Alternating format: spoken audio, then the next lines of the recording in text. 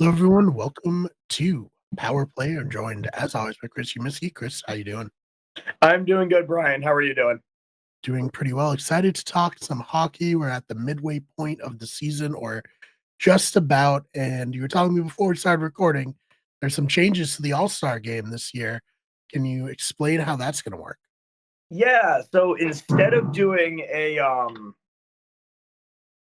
like a traditional all-star game or like all-star tournament like they've done in the past, they're calling it the Four Nations Face-Off, where they're taking players from this is sort of the cool thing about the NHL is that they sort of pull players from around the world. So they can do like a Team Canada, Team Finland, Team Sweden, and Team USA. So, Um, featuring will all NHL players. these teams will only be NHL players and all from these various places, right? Yes. Well, that's very fun. So, is this kind of playing into obviously next year? We got the Olympics. Is this kind of a preview almost? Yes, and it's exciting because the NHL hasn't participated in the Olympics in a while. They keep saying, "Oh yeah, we're gonna go do it," but it just never happens, and it makes like Olympic hockey feel like it's missing something. So this will be exciting, and they're definitely like, "Yeah, we're all in. We're doing this Four Nations thing to promote that." So that'll be cool. Well, give me your hot take right now. Who's winning this Four Nations tournament, Chris? Ooh, let me see. Team USA's roster looks pretty stacked. So does Canada's, obviously. Really, the four countries that they have.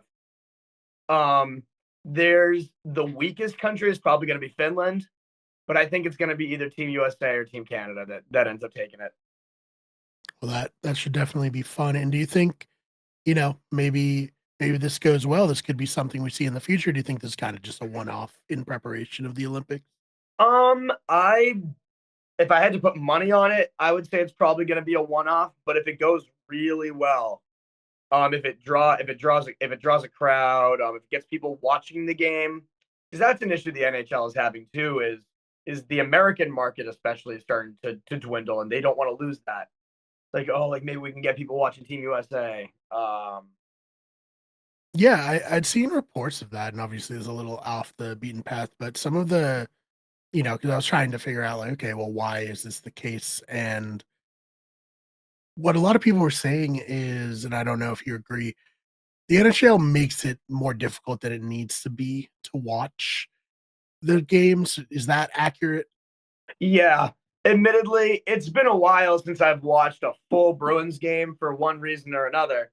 Whether it's my work schedule or just it being impossible to watch the game. Like you already know that like Nesson's not on YouTube TV anymore, which Yep. sucks. The Nesson mobile app is terrible when you try to use it.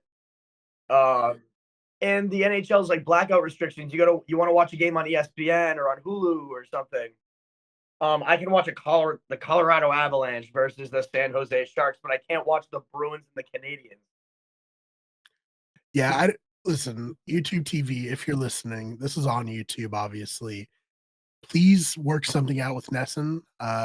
You haven't had it since I switched over to YouTube TV. I love YouTube TV for everything else. I can't watch Bruins games. I can't watch Red Sox games. It sucks. Yep. Seconded. Yeah, so figure it out. And I haven't tried the mobile app. Maybe I'll try it. Don't, No, don't. It's don't not even worth it. bother. Okay. It's not Fair worth it enough. unless you want to break your phone. Yeah. So I mean, when stuff like that happens, what are people supposed to do? They're gonna pirate it, right? Like, Yep. and that's just No, we don't again, put the law here to watch. not us, of course, but No. people generally. And then how can you and the NBA having a similar problem, very difficult to watch games, ratings going This down. is a problem just across sports. Yeah, In the age of streaming, I should just be able to watch whatever game I want. I agree. You should like each team should have their own streaming service that you can just pay like a reasonable price just to watch your favorite team. But that's not the case, unfortunately. And that's what like the Nesson mobile app was supposed to be. Like I could go visit Jack in Florida and I could watch the Yeah. Bruins there. But even then, it's like it's just getting like the app to work, and having to rely on something like that is frustrating as a fan. No, no doubt. So, well, anything else about the I know we got so off topic here, but anything else about the, new All-Star break that you wanted to talk about, or should we No, move on to I'm the Bean Pop? excited. We got, I guess, for Bruins representation. Brad Marchand is on Team Canada. Let me see. Go to Team USA. Jeremy Swayman's on Team USA. So is Charlie McAvoy. Then let me see. Anybody on Team Finland? Nope, nobody's on Team Finland. Team Sweden. Thought we would have had maybe Anders Lindholm on there. Nope. Yeah, so we got representation on Team USA and Team Canada. So So it should be fun. I'm looking forward to it. I think it'll be unique, yeah. if nothing else. So, No, uh, Elias on Team Sweden. as you'll know if you're longtime viewers of this channel or if you're just from the New England area, each year there's a big important hockey tournament between the top schools here in Boston. It's called the Beanpot, and that concluded yesterday. How did that go? So this was this the tournament this year was particularly exciting because Boston schools are doing so well in the NCAA. Boston College, my team is ranked number one. BU is ranked number 9.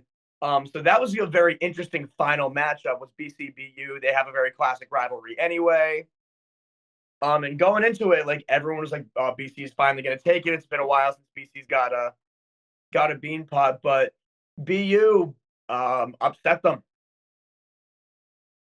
So that's pretty impressive right there. Obviously, as you said, they're rivals.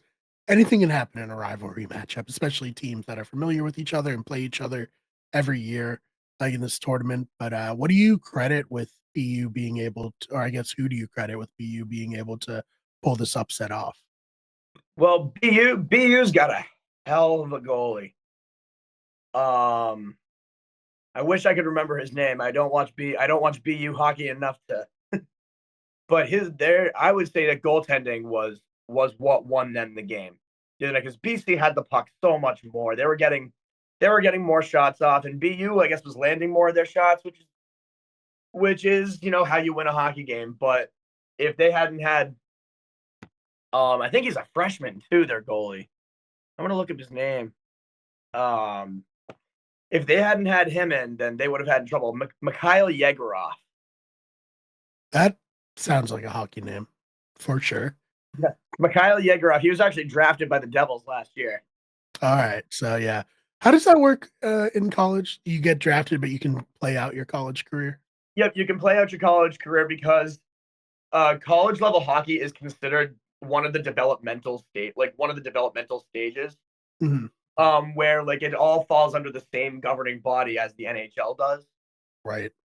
So everything's connected. You can finish off. There's nothing like, oh, you have to redshirt. You have to do Yeah. things like that. Yeah. Obviously, if you're a player who's like 18 and you're like gonna go to the NHL immediately, probably you wouldn't do that. But I think it's good that you can, still play out your college career. Yeah, a lot of the American players do that. Well, they'll play in college. Then a lot of the Canadian players, they won't play in college, but they'll join like junior leagues and things like that.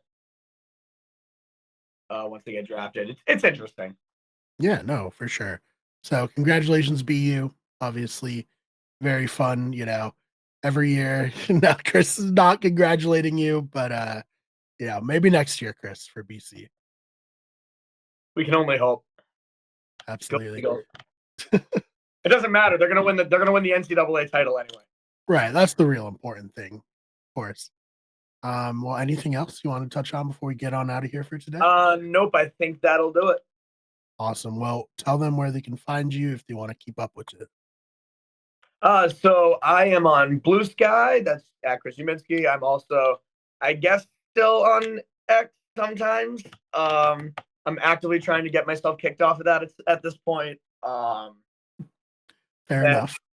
I'm on Facebook too. I'm in a band, Basics Plus. Follow us on Instagram. We have a show this Friday in Worcester at the Hotel Vernon. Oh, very nice. So if you're in the area, go check that out. Buy Chris a drink. So what how do these support you, other than going in person? You got Spotify, Yeah, we got YouTube? Spotify, Apple Music, YouTube Music, all that good stuff. Follow us on Instagram. Awesome. So go follow Chris there. And yeah, other than that, Chris, thank you so much for your time. Thank you so much. We'll see you all in the next one.